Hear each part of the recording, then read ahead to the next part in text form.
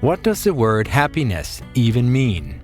When researchers started investigating, they thought they had a pretty clear idea. With time, researchers started to see that it was not that easy. There are many different cultures, people, and ways to live a good life on this planet. And there are things that we can learn from each other. It's time for some yoga, dancing, and trying out meditation. People think that meditation is good for everybody. It's not. We visit the small island, Rangiroa. Yeah, when we celebrate something, we dance. We meet Cinthia and Andrea, a Polynesian and an Italian, who met each other when they started working at the same company in Luxembourg. She was employee number 500, I was the 501. She won the prize, I didn't. Finally, we take a look at what some researchers call the weird people. We're two Danes sailing around the world to meet people, visit places, and explore the science behind what a good life is. All this at 10 kilometers an hour. Please join us as we explore life.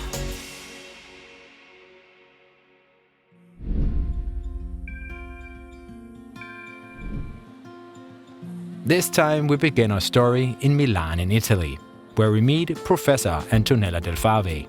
She has a degree in both Western medicine and Ayurveda, one of the traditional medicines of India. She has a special interest in how different cultures try to answer the big questions in life, like what is a good life? And here, there is work to be done. I still find it fascinating because there are so many uncertainties and so many areas that are not that clear. One of the challenges is that behavioral research has primarily been done in weird people, meaning people coming from Western, educated, industrialized, rich, and democratic societies. But when you start looking across the world, our understanding of happiness and a good life is not all that similar. First of all, we think about happiness using the English term. And not all the people on the planet speak English. And words have meaning. And also the use we make of words daily is different. Because, for example, in the English language, people often use the term happiness or happy. In many other languages, it is not a current word. For example, in Italian, we only rarely say, I'm happy, sono felice. We can say, I'm glad, I'm pleased, I like it. Just a quick scroll through the dictionary definitions of happiness makes it clear that it can be defined in many different ways. In Italy, the definition includes feeling peaceful and pure. In Portugal, it includes achievement and success. And in Norway, the definitions include luck and good living conditions. In order to get closer to a better definition across cultures, Antonella and her colleagues asked 2,800 people from around the world about how they would define happiness. What we found was that people across countries described happiness as inner balance, inner harmony, a feeling of appeasement, not a very extreme positive emotion, not related to achievements or satisfaction. It was more an issue of balance. And this issue of balance is very much neglected because in many studies there is this emphasis on maximizing happiness. Well, balance is not something that you can maximize. By definition, it is balance. It is made of positive and negative at the same time. And in this sense, it is much closer to the idea of happiness that people have in Eastern countries.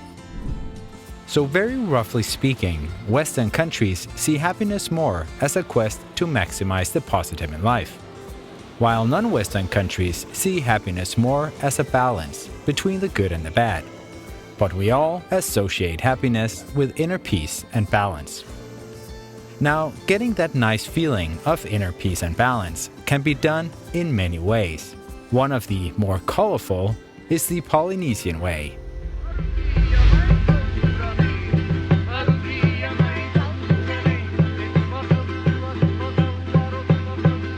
During a visit to Rangiroa, we had a chance to meet with Cinthia and Andrea, a couple who runs a small guest house.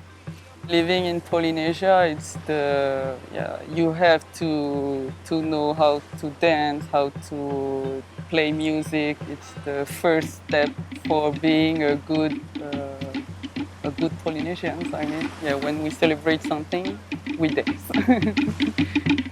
Music and dancing play a big part in Polynesian culture and is a popular source for finding that inner peace.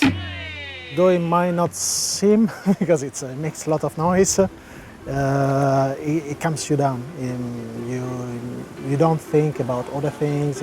It's like maybe a bit like meditation. So you are kind of focusing, but you at the same time it goes by itself. You don't have to think, and you free up your mind. When I have a bad day and I go dancing, I can forget all the negative things and be ready to have a good day after that. Yeah.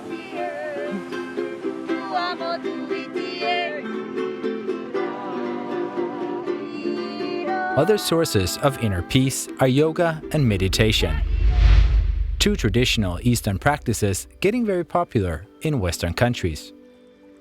However, they are not a direct ticket to inner peace for everyone.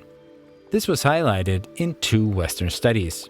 The aim of the studies was to verify whether the practice of meditation and the practice of yoga would have as an outcome the quieting of the ego, which is by definition the goal of these practices. The ego disappears and you feel a better balance with the environment and a less center on yourself and a broader view of your relationship with the universe. Interestingly, in both studies, people reported an enhancement of the ego and of self-esteem, which is exactly the opposite. And this shows that these practices, at least in the West, are not really understood in their original meaning, but as opportunities to train competences and achieving goals. These results were also supported by data on how people in Western countries use a popular app for meditation. One of the most important things for meditation is that in order to be effective, it should be done daily, regularly. Maybe not for a long time, but regularly every day. And it was interesting to see that through this app, people started understanding this need for regular practice as a kind of race. And so people started counting, and sometimes they started cheating. So if today I meditate 20 minutes instead of 10, towards the end of the day, maybe this will be counted for tomorrow. Even if I skip meditation tomorrow, I will not lose my pace. So this is really something that has nothing to do with meditation. And this is a source of stress rather than calm. When you're looking for ways to achieve that nice feeling of inner peace and harmony, remember to listen more to what you feel inside yourself than what is currently in and popular. Sometimes inner peace isn't achieved by relaxation.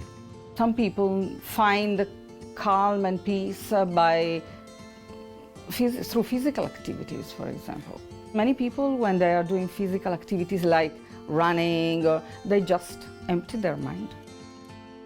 Now, what can we learn from all this? We have this tendency to refuse the bad for the good, but this is unrealistic because life is made by ups and downs, and we have to accept both. The view of the East where happiness comes from the balance between the two opposites is much more realistic. One interesting thing to mention here is that even though our culture in the West might stimulate our interest in maximizing happiness, most of us are very aware that it's all a balance. Basically, people in their life do it. They face diseases, they face job loss, they face divorces, and they still find a balance. So sometimes the cultural representations are disjoint from reality because people know that life is the outcome of a balance. Remember that the inner balance and harmony that we call happiness can be obtained in many different ways. It can be calm and quiet, or active and loud. That's up to you to find out. And don't forget that a good life is a balance between the good and the bad. So don't get too caught up in refusing the bad for the good. In the real life, everything is a mixture of the two, and the same is with happiness.